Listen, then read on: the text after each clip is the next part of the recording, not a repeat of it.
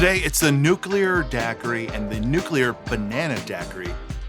Daiquiri riff with falernum, green chartreuse, and overproof Jamaican rum. The drink was created by Gregor de Gruyther in most likely 2005 at Lab, which was originally a training academy, the London Academy of Bartenders.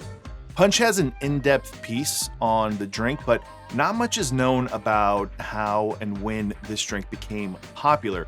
Difford's Guide shared the recipe, or a recipe, in 2013. It shows up in Robert Simons's Modern Classics and in Gary Regan's updated Joy of Mixology from 2018. But the drink may have only become popular because of a riff from the Nuclear Daiquiri. In 2011, Hawksmoor Guildhall opened in London, and on the menu was a Nuclear Banana Daquiri, which was a Nuclear Daiquiri plus half a banana, blended with ice and served in a hurricane glass with an orange slice and an umbrella. The drink and menu paid tribute to the original cocktail created by de Gruyther and mentioned his name. Now, according to de Gruyther, the drink should be unadorned, and he was quoted as saying, "No garnish can withstand the awesome power of the Nuclear Daiquiri." This is not a drink that I've had very many times, but I did recently have 4 of them with all 4 Jamaican overproof rums. Arminder at the Rum Revival invited me over to partake in a taste test with the 4 Jamaican overproof rums in several cocktails, as well as trying those neat. It was an intense experience, to say the least. I'm not going to reveal my favorite of the 4 Jamaican overproof rums, but the original recipe for this cocktail calls for Wray and Nephew, and I'm going to be using the new Worthy Park overproof instead. You can read into that as much as you want. There are several recipes online, and most are just slightly different variations of each other, but I found one on this website, Scribed, which is just a platform to upload books and PDFs. And I found this document, which was just a plain PDF, with 6 of Gregor de Gruyther's recipes and a picture of them. And the document looks like a tribute from a friend, and I'll leave a link to that as well.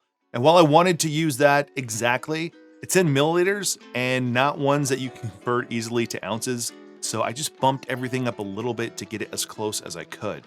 For this one, you're going to need a simple syrup, lime juice, velvet falernum, green chartreuse, and an overproof Jamaican rum. I'm going to shake this one starting with the fat teaspoon of simple syrup, gum syrup if you have it, 1 ounce of lime juice, half an ounce of velvet falernum, and it does call for velvet falernum, 1 ounce of green chartreuse, and 1 ounce of an overproof Jamaican rum.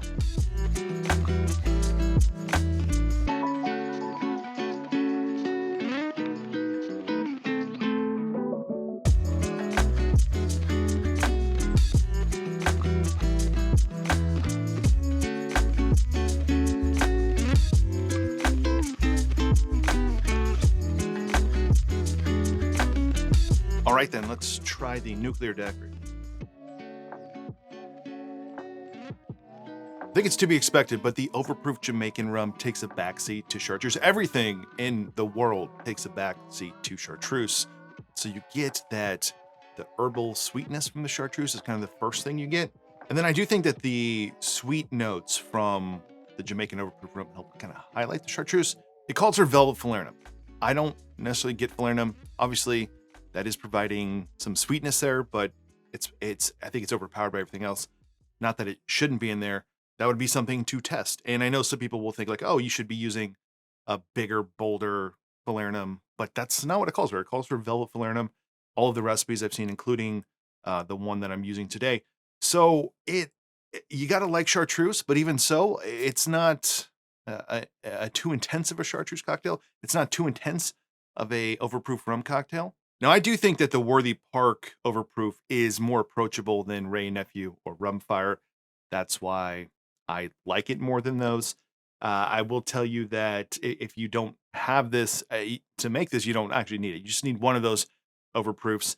I don't want to spoil too much from Arminder's video, but I do know like we had different conclusions. I think we both agreed as we were tasting through everything, like which one was which, and could eventually start to figure that out. But the big surprise, I think, for me at least in cocktails, is that Rumfire and Wray and Nephew were almost interchangeable. They were so close, and that was the surprise for me because I just assumed that they were going to be so different. But the Worthy Park Select, I think, is a little more approachable. There is some amount of sugarcane juice rum in this. We don't know the percentages. And if you know that and you kind of smell the aroma from it, you'll pick it up. But in that blind taste testing with the different ones, I didn't pick it up.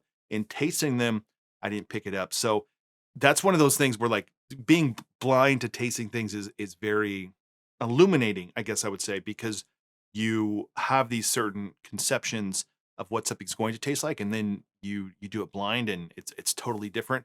And right now, just opening this bottle, because I've had some from Arminder, but this was my first bottle. And the second I cracked it open, I smelled overripe fruit and that cane juice spirit in there, even though before I couldn't. So a lot of mental stuff comes in when you're dealing with tasting these things. So this is, it's great in here. It's going to be a little bit, I think, tiny bit mellower than Wray and Nephew or Rumfire.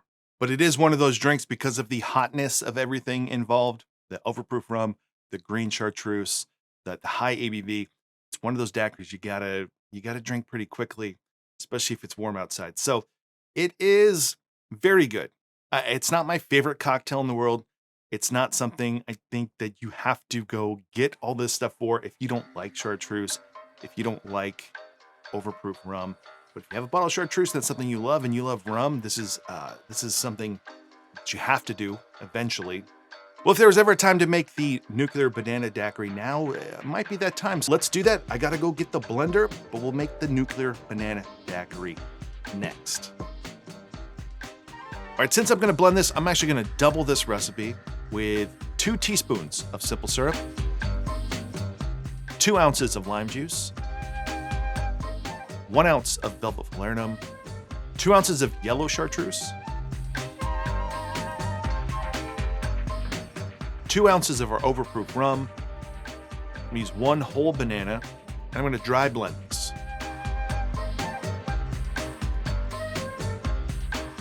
Next, I'm gonna add half a teaspoon of xanthan gum, and finally 2 cups of nugget or cracked ice.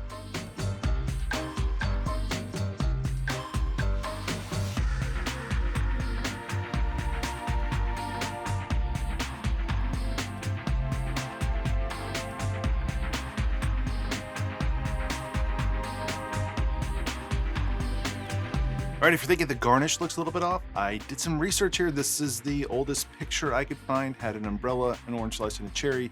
So let's try the Nuclear Banana Daiquiri. And it's so similar from the original, yet so different too. Everything's a little bit more subdued when you're doing a blender drink. The sweetness is dialed down, as well as the flavors of chartreuse. And we use yellow chartreuse in this one. That's what the recipe called for, at least ones that I saw, instead of green, so there's less ABV in yellow. Also, it's gonna be a little bit sweeter and just not nearly as intense as the green. It's still very much chartreuse, and I think some of that overripe fruit flavor might get lost from the rum because of that banana, but it tastes like a cocktail, I guess. As far as blender drinks go, you can still pick up hints that it's boozy. It's not like a super boozy blender cocktail. I think it's going to be much more approachable to people than that original one, because that one, that's intensely chartreuse, and with the overproof rum there too. This one's it's easier. I mean, that's simply put, and it should be. All blender drinks are usually easier versions of the cocktail might be based on. So I don't want to say it's a crushable summertime drink because it is expensive. There's some expensive ingredients in here, but if you're looking to try some blender cocktails and you don't like the typical ones with coconut that you think are too sweet, this is kind of the other direction. It's still balanced out, still delicious, and still you can still get the DNA here of that original Nuclear Daiquiri. It still comes through. All right, that's it for this one. The Nuclear Daiquiri and the Nuclear Banana Daiquiri. 2 great cocktails, 2, I guess they're not both modern classics, but this is probably the drink that reintroduced people to the Nuclear Daiquiri. At least at this point in time, that's kind of what it seems like.